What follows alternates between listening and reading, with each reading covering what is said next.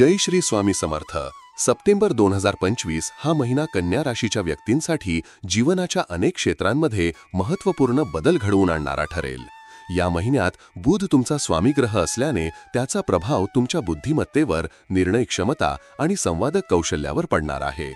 गुरुची अनुकूलता नशिबाचा आधार वाढवेल तर शनी संयम शिकवेल. शुक्र प्रेम संबंधात आनंद देईल तर मंगळ कार्यक्षेत्रात ऊर्जा व धाडस देईल. त्यामुळे हा महिना तुम्हाला काही आव्हाने देईल, पण त्यातून तुम्ही प्रगतीकडे नेले जाल.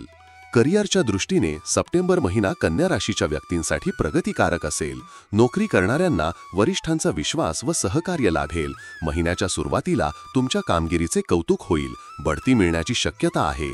काहींना नोकरीत बदलाची संधी मिळेल, जी भविष्यासाठी लाभदायक ठरेल. मात्र सहकार्यांसोबत मतभेद होऊ शकतात, त्यामुळे संयम राखणे आवश्यक आहे. व्यवसाय करणाऱ्यांसाठी हा महिना शुभ आहे. नवीन प्रकल्प सुरू करण्याची किंवा नवीन भागीदारी करण्याची संधी मिळेल. मात्र व्यवहार करताना नीट तपासणी करावी. महिन्याच्या शेवटी व्यावसायिकांना परदेशी बाजारपेठेतून फायदा होऊ शकतो.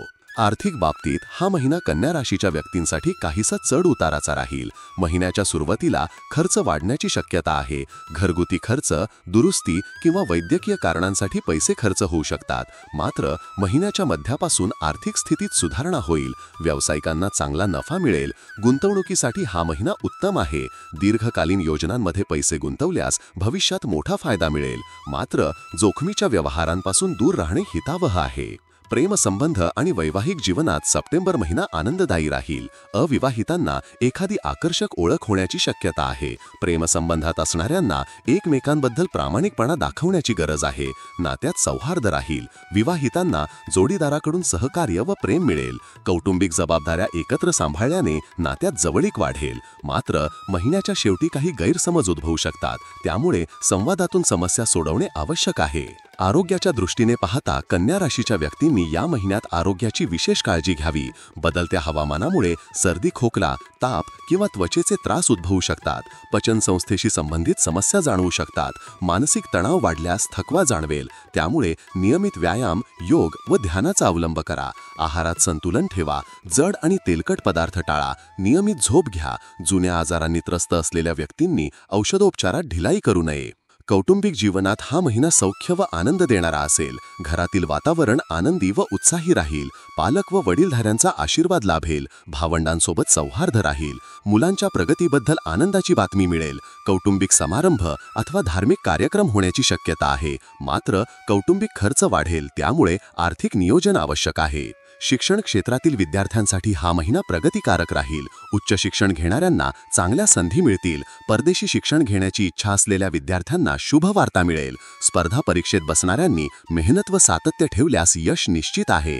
तांत्रिक, कला व क्रीडा क्षेत्रातील विद्यार्थ्यांना आपली प्रतिभा दाखवण्याची संधी मिळेल.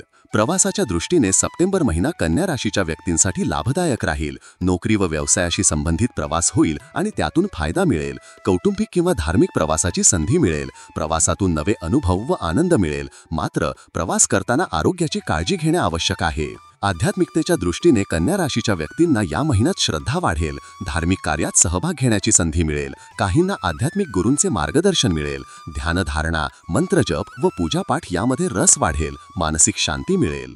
सप्टेंबर 2025 हा महिना कन्या राशीच्या व्यक्तींसाठी प्रगती, आत्मविश्वास, जबाबदारी व सौख्य घेऊन येणारा आहे. करिअरमध्ये नवे बदल, आर्थिक स्थितीत सुधारणा, नातेसंबंधात आनंद, कौटुंबिक समाधान आणि आरोग्याबाबत जागरूकता हे या महिन्याचे मुख्य पैलू असतील. आत्मविश्वास, संयम आणि मेहनतीच्या जोरावर तुम्ही या महिन्यात उत्तम यश मिळवू शकाल.